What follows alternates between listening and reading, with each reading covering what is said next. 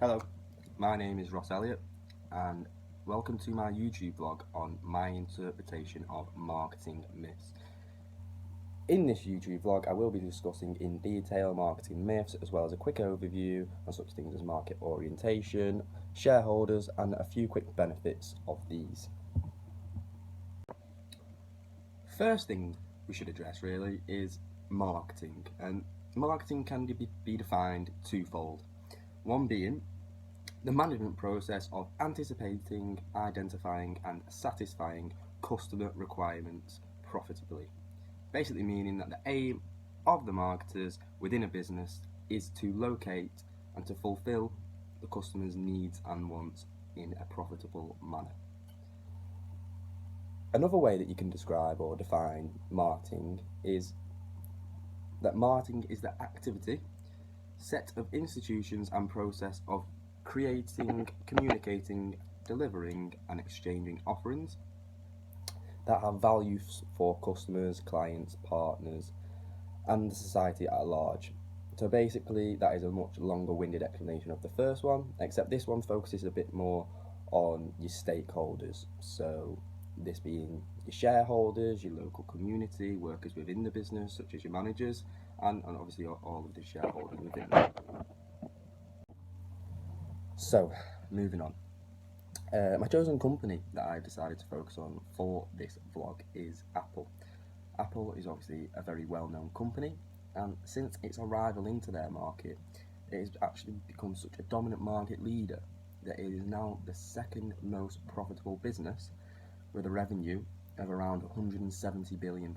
This is behind only to the Commercial Bank of China, which Apple should obviously be very proud of this, since the recent boom in China's market has caused them to obviously take first place. So moving on, I will now analyse Apple by using the 4 Ps, known as product, place, price and promotion.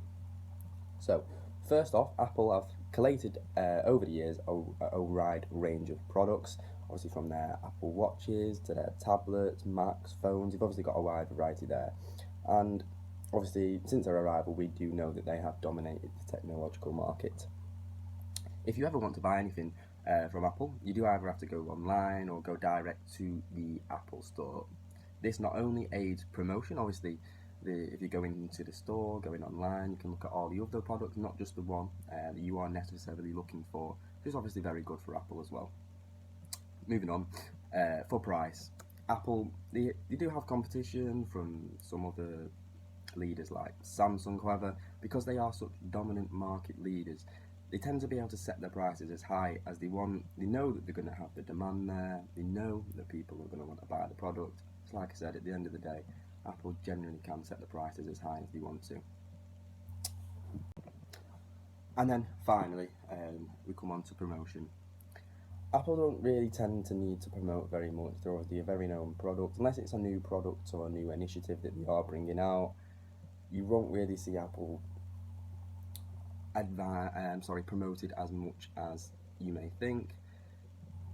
It is generally when you go into the stores and that, you can see all the products, you know what Apple is about. So like I said, they won't promote too much. It will just be if there is a new product, etc. out. So I'm now going to discuss marketing myths. Obviously the question is all focused about.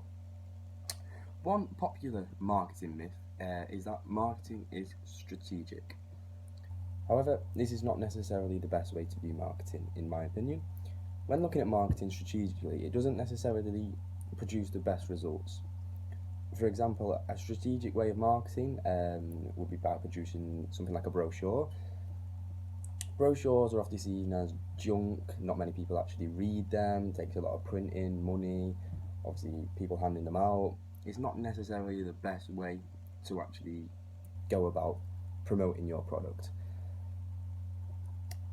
A better way to view marketing, in my opinion, would be tactically. This way you can focus more on the amount of sales you actually produce. This is the main aim of most businesses, to produce the most amount of sales, get the most amount of profit in.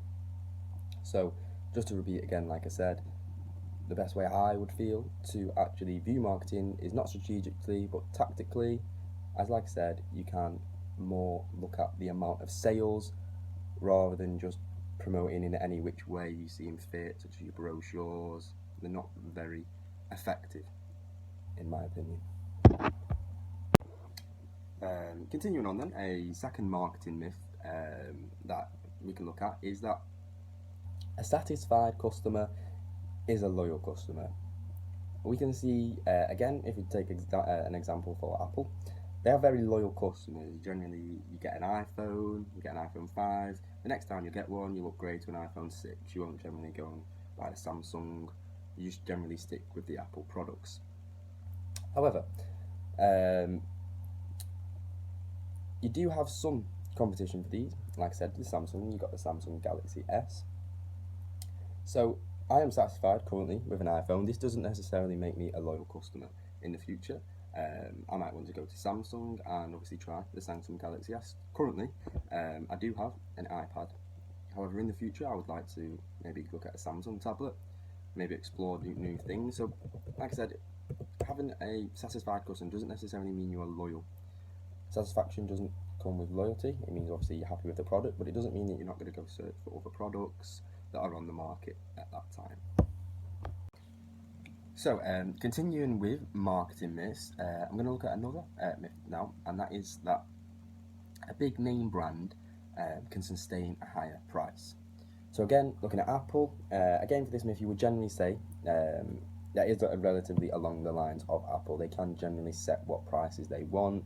They are generally much higher than other competitors in that market because they know they have got the demand for that product and they know that the customers are going to buy it. So, like I said, if you look at the new iPhone 6, they can go up for upwards of £350. Whereas you look at a competitor for them, Samsung, it's still a big brand. Their Galaxy 6 is around £180. So they are similar products. You can, obviously, they're both touchscreens, similar things on there. However, there is a massive differentiation in price there, which is why obviously Apple can be seen as a much bigger brand. So for this myth, you generally could say that bigger brands can sustain a higher price.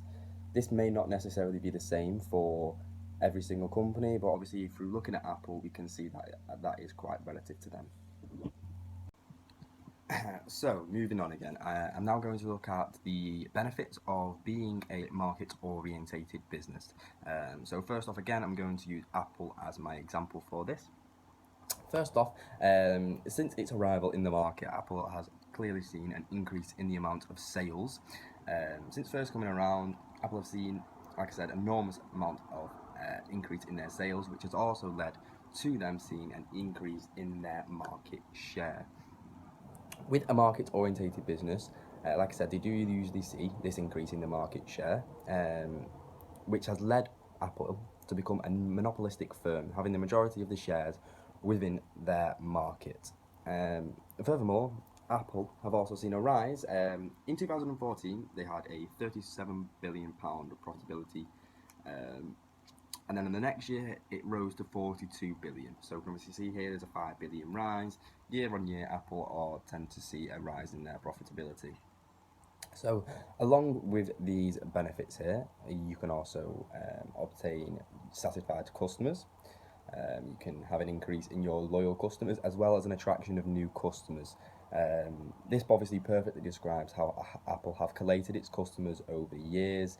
Like I said before, customers of Apple tend not to move from Apple. They just upgrade as the iPhones upgrade or the laptops, etc. They don't tend to switch to another firm. So, since its arrival, like I said, Apple has become such the main dominant force, and gaining customers is pivotal to their success. Marketing is very external. It looks to seek customers' wants and needs, and that aren't met by their rivals. Apple have done this terrifically since their arrival, and obviously you can now see that they are the dominant market leaders in their market. So just to finish off my vlog now, I'm just going to talk about what I've learned during the process of actually doing my vlog. So I basically have learned how to video edit. I've done some video edits for this vlog. Other than that, I've basically learned a lot more about market orientation in depth. I do understand that it is now pivotal to the success of a business. Without being a market-orientated business and having your customers' wants and needs at the heart of your business decisions, it is quite hard to succeed as a business. Other than that, I've understood a lot more about marketing myths. I understand that the marketing myths I've discussed today are not necessarily all true. I'd say a couple were, but they're not necessarily all true. It is different ways about viewing your business, etc. So thank you very much for viewing my vlog. I hope you enjoyed it.